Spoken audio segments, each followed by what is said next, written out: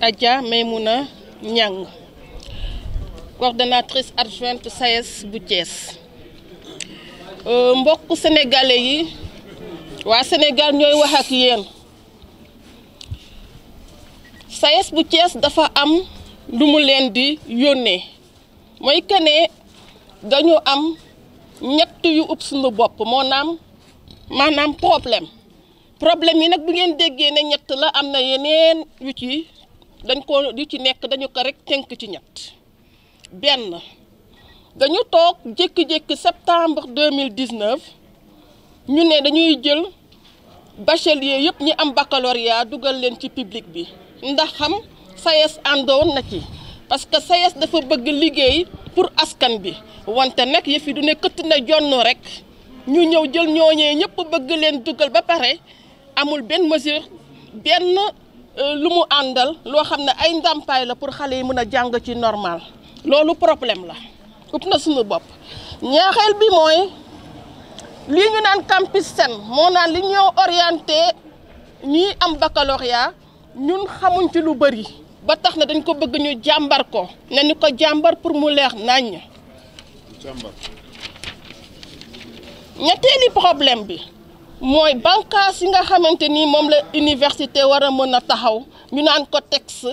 dafa di loo xamante ni lu bëri taxawul ñu bëgg nag li nga xam ne mooy ndeyu université mooy tax université mun a dox ci yoon ñu taxaw ko gouvernement génne décret yi daal di kaa xaatim ba université mun a jaar yoon.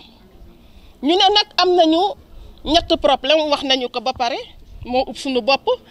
ak ñeent doléance mooy loo xam ne ñun dañu kaa ñaan loolu ñu ñaan nag jébbal nañu ko madame le recteur ñu ngi ko ciy déglu kon jarul ñu koy wax. ñu ne nag dañu am juróom benn décision mooy loo xam ne dañoo taxaw temm nar ko juróom benn yooyee benn la mooy que ne nañu respecté li nga xam ne dañ ko war a xaatim mooy ay décret ak i texte pour université mun a jaar yoon. ñaareel bi mooy li nga xamante ni ñu jàpp suufi université yi jaxatee ko ba nga xamante ni kenn xamul foo dee teg sa tànk na jaar yoon na suuf si jaar yoon. ñett bi mooy que ne ñun enseignants yi dañoo taxaw temm que ne dañuy yem ci suñuy li ñu war a jàngale yem ca képp nag te buñ ca yemee képp xale yi duñu jàng loolu xam ngeen ko. ñeenteel bi mooy duñu jàngaleeti ci benn université lu dul suñu université ca la ñoo yem parce que ndàmpaay yi taxawul et que lu bëri amul fii kon boog dañuy yem fii te bu boobaa dina am ñu ko yëg. beneen bi mooy ñu ne ba tey lii ñu naan vacation dem di jàngale ci yeneeni université te bokk ci suñuy université dootuñu ko defati loolu lañ ci dolliwaat. leneen li mooy ñu ne université ci boppam dafa am lu naan polygamie li ñu tuddee polygamie pédagogie polygamique mooy que ne dañoo dem ba fi mu nekk nii ci atum ren bi gouvernement bi taxawee ne nañu jël ñi nga xam ne am nañu baccalauréat te teguñu ci ay ndàmpaay dañoo mën na ñuy moome étudiants yi ci boppam ak enseignants yi da ngay gis ñaari classe bu ñuy ayee tey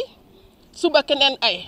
loolu nag dama yaakaar ne àndul ak jàng qualité maanaam bu ñu ko defee suñu doom yi dañoo tumuranke doomi askan yi yéen Sénégal dañ leen di wax que ne jàngale bi fii ci université dañ koy moome mooy que ne première année bii buñ ko jàngalee tey dañoo noppaliku beneen bés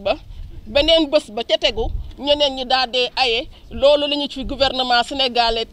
indil ren ba nga xamante ni neneen dootuñu leen utaliti benn solution dañoo banque suñoo yoxo ba nga xamante ni li ñu war a def la ñuy def duñu def leneen loo xamante ni dafay yàq jàng bi ëllëgi si biir ñu ne enseignants yi leen kon bokk jàngeen jëf. Malick Fall, secrétaire général du syndicat autonome de l'enseignement supérieur, le SAES. ci rek nii tey ñoo ngi egsi fii say ci Thiès mu nekk suñu ñeenteelu étape ci tournée nationale bi nga xam ne ñoo ngi koy def di wër université Sénégal yi wër googu ñuy wër nag wër la pour waxtaan ak suñuy ñoñ ndax dañu toll ci situation boo xamee ni situation bu compliqué la ci biir enseignement supérieur may fàttali rek ni wax nañ ko ci yeneen étapes yi ñuy jàll bu fekkee ni xool ngeen ci enseignement supérieur daanaka mën nañu wax ne ren mooy rentrée universitaire bi gën a bon xam nga nag wolof dafay wax bon am lu gën a bon ñu tuddee ko yées mais am lu gën a bon yées ñu koy wax yëccët bii nag mooy yëccët ci rentrée universitaire yi nga xamee ni ñun fekkee nañ ko ba ñu commencé jàng ak bi ñu commencé jàng lekk léegi ndax su weesoo année blanche bi nga xamee ne am nañ ko en 1988 89 am également année invalide bi nga xamee ne am nañ ko 1994 yaakaar naa at mi mooy at mi gën a bon gën a yées gën a yëccët ci rentrée universitaire ndax xam leen ni tey ñoo ngi ci juróom-ñetti weer ba xale yi amee seen bac ak léegi juróom-ñetti weer bu la xoolee juróom-ñetti weer mooy équivalent presque année scolaire juróom-ñetti weer te ñun demuñu grève kenn mënul wax ni say enseignants yi dañoo dem grève benn enseignant demul grève ñoo ngi jàngale lu ñu war a jàngale ñoo ngi jàngale lu ëpp lu ñu war a def donc bu fekkee ne am na problème ba nga xamee ni tey jii ñu toll tey ñu nekk ci 25 février xam nga 26 février mu am ay première année yoo xam ne ba léegi commencé ku ñu jàng ci loo xamee ni année scolaire année universitaire boo xamee ni mu war na tëj fi leen ñeenti weer kon da ngeen di xam ni ñañ ko dénk ñooñu la ñu war a xoolaat ndax lañ leen dénk mat nañ ko wala déet mais du ci ñun donc problème bi nañ ko xool feneen li ci am ba des nag mooy ñun am nañu ay taxawaay yoo xam ne jël nañ ko muy décision yoo xam ne jël nañ mooy benn du ñu weesu suñu heure bi ñu war a tëj loolu moom en tout cas bu fekkee ni ubbiwuñu waxtaan suñu diggante ak nguur gi li wóor te wóor mooy du ñu weesu at période bi ñu war a tëj mooy te loolu ñoo ngi ko fixé ci 31 juillet bu weesoo woon 31 juillet nag ñun libre nañu ci suñu bopp ndax suñu juróom-ñaar fukki fan ak juróomi vacances dinañ ko jël incha allahu rabbi la ca des nag lépp loo xamee ni xew na ci diggante bi loo xamee ni lu nasaxal njàng mi nañu xam ni ñun amuñ ci benn responsabilité parce que ñi am responsabilité mooy ñi nga xam ne ñoom la ñu dénk mbir mi te ñoom ñoo ko war a doxal ñoom la ñu le Sénégalais yi wax ne leen yéen la ñu wóolu pour ngeen doxalul ni suñu réew. bu fekkee ne waaw préavis bi moom déposé nañ ko depuis le premier février. le 1er février lañ ko déposé mi ngi jeex le 2 mars bu ngeen xoolee suñu tournée bi mi ngi jeex le 2 mars ñoo ngi ko war a jeexale incha allahu rabbi Ndar donc bu jeexee Ndar nag ñëpp xam na ni ñu SAES suñu tradition mooy bu ñu déposé préavis bu préavis bi day jeex ñuy sumb xeex bi kon nag jàpp leen ni incha allahu rabbi bu préavis bi jeexee fi lekk 2 mars ni ngeen jàpp ni rek ñi ca suba sa ca tas xam ne jàpp leen xeex bi dina commencé waa li nguur gi nag ñun li ñu xaw jaaxal te xaw tey suñu xel mooy ba ñu ubbee déposé suñu préavis grève ak léegi amul benn yoon boo xamee ni woon nañu pour ñu kat ñëw leen ñu waxtaanee li ngeen déposé parce que loolu mooy préavis mooy ñun kat dafa am lu ñu naqadi lii ñu naqadi wax nañ leen ko woo leen ñu ubbi waxtaan pour xool nan la ñu saafaraa lool mais ñun bañ ko defee ak léegi déposé ak léegi amul benn yoon boo xam ne nguur gi woo nañu pour wax ñu lu dul nguur gi kay la mu def mooy woo ay recteur am dajale leen nee leen yéen kat dañoo bëgg tey bis ni ki tey ngeen jàmmaarloo ak waa enseignants yi jàngalekat yi loolu la leen woo wax leen ko ñun nag dañoo jàpp ni réew mi fi mu toll nii accord boo ministre woowee recteur dañoo jàpp ni li mu war a waxtaan ak ñoom mooy laaj leen lan mooy seen programme ndax tey gis nañu ni ba léegi njàng mi commencé gul nan ngeen mën a def ba njàng mi commencé bu woowee ay recteur dañu yaakaar dafa leen war a laaj ne leen yéen kat ñëw leen ngeen wax ma ci wàllu gëstu bi nan ngeen ban programme ngeen am pour gëstu pour que tout simplement réew mi maanaam njàngale mi ak ngëstu mi ci biir université yi gën a suqaliku dañoo yaakaar ni boo woowee ay nit da nga leen di woo nga wax leen ne leen ñun kat dañoo bëgg xam yéen ban programme ngeen am pour que ñu fexe ba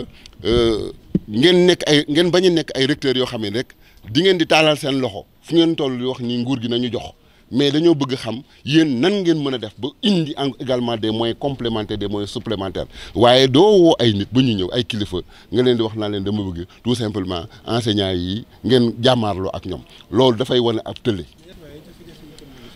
bu fekkee ni xam nga jaar-jaaru SAES nga lire ay documents yi nga xamee ni moom la ñu produire da ngeen xam ni ñun ci xeex la ñu judd ci xeex la ñu màgg te ci xeex la ñu amee lu ñu am yëpp ñuy fàttali léegi ñoo ngi koy waxtaanee suñu biir bu fekkee ni gis nga fi enseignants yi jóge 1984 ak fi enseignants yi toll fi mu ne nii da ngeen xam ni ñun mosuñoo am ay pexe yoo xam ne dafa ñaar pexe yu ñu mos a teg rek ci kàttanu sama borom yàlla defal nañu ci ndam kon ñoo ngi ñaan yàlla également pexe yi ñu tegaat yàlla suñu borom defal ñu ci ndam incha allahu rabbi. Je m'appelle Mamadou Tandian Diaw, je suis le coordonnateur du campus de Thiès, coordonnateur SAES. Ce point de presse fait partie de la longue tournée nationale du bureau national du SAES, avec comme objectif principal d'échanger avec tous les militants du SAES dans toutes les universités sénégalaises sur les lourdes menaces qui vont inéluctablement plomber le fonctionnement de l'enseignement supérieur. Les graves blocages à venir seront exclusivement imputables au ministre de l'Enseignement supérieur, de la Recherche et de l'Innovation, qui, comme à son habitude, ne respecte aucun de ses engagements. C'est aussi une occasion pour le SAES d'alerter encore une fois l'opinion nationale et internationale sur les problèmes, les doléances et les décisions qu'il expose. Alors, pour les problèmes, nous en avons 3 problèmes majeurs qui aujourd'hui constituent des obstacles pour l'enseignement supérieur. Il s'agit du choix unilatéral du gouvernement d'orienter tous les bacheliers dans le public. Le SAES avait posé la condition préalable d'adopter des mesures d'accompagnement comme l'achèvement et la livraison avant la rentrée universitaire de toutes les infrastructures équipées dans tous les campus, l'ouverture immédiate de 400 postes d'enseignants-chercheurs, le paiement des sommes dues aux vacataires qui accompagnent les universités dans leur fonctionnement, l'augmentation de la dotation de l'État et le respect de la loi 2015-26 du 28 décembre 2015. Alors, comme autre problème, ça porte sur la procédure d'orientation des bacheliers. Le SAES, après constat de la cacophonie et des dysfonctionnements notés dans le processus d'orientation des nouveaux bacheliers 2019, avait alerté et demandé l'audit technique de la plateforme d'orientation qui, en plus d'être une boîte noire dont le fonctionnement est d'une totale opacité, viole depuis des années, avec la bénédiction du ministère de tutelle, le décret 2016-1805 relatif à l'orientation des bacheliers. Il faut juste souligner, pour restaurer la confiance, le SAES a demandé le respect du décret 2016-1805 sur l'orientation des bacheliers, une spécification de la procédure publique et compréhensible, un algorithme public et compréhensible, une gestion rigoureuse du processus et transparence des classements des universités. Alors, comme un autre problème également, ça porte sur les textes de gouvernance des universités. Le SAES dénonce pour la énième fois l'inexistence ou l'obsolescence des textes sur la gouvernance des universités au regard de la loi cadre numéro 2015-26 relatif aux universités publiques. Il tient à faire constater que depuis 4 ans, toutes les universités publiques fonctionnent dans une parfaite illégalité, faute de décret d'application dans cette loi. Après plusieurs réunions et séminaires, le projet de décret d'application ayant été examiné et validé par toutes les instances des universités conformément à la loi 94/79 sur les franchises universitaires n'est jusqu'à présent pas appliqué. Ce retard reste inexplicable, d'autant que la loi a été adoptée par le Conseil des ministres et votée par l'Assemblée nationale. Il ne reste que la signature du décret d'application par le président de la République. Donc il y a ces 3 problèmes, et par rapport à ces 3 problèmes, le SAES avait formulé 4 doléances. Et ces 4 doléances figurent dans le préavis de grève qu'il avait déposé le 1er février passé. Après plusieurs alertes et relances au MESRI, donc à l'État du Sénégal, le secrétariat exécutif national tenu à Thiès le 18 janvier 2020 a finalement décidé de déposer un préavis de grève essentiellement centré sur les 4 points suivants. La signature et l'application des textes de gouvernance des universités publiques sénégalaises, la mise en œuvre des préalables nécessaires à la prise en charge des bacheliers 2019, l'audit du processus d'orientation des bacheliers ainsi que sa mise en conformité avec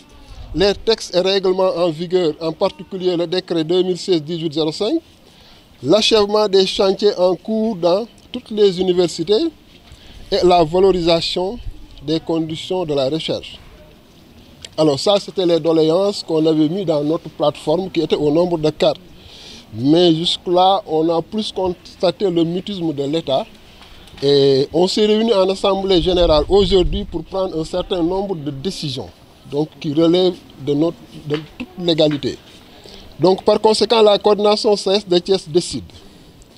de ne plus siéger dans les instances de l'université de Thiès qui ne respectent aucun texte. C'est comme le conseil académique, c'est comme le conseil d'administration de l'université de Thiès.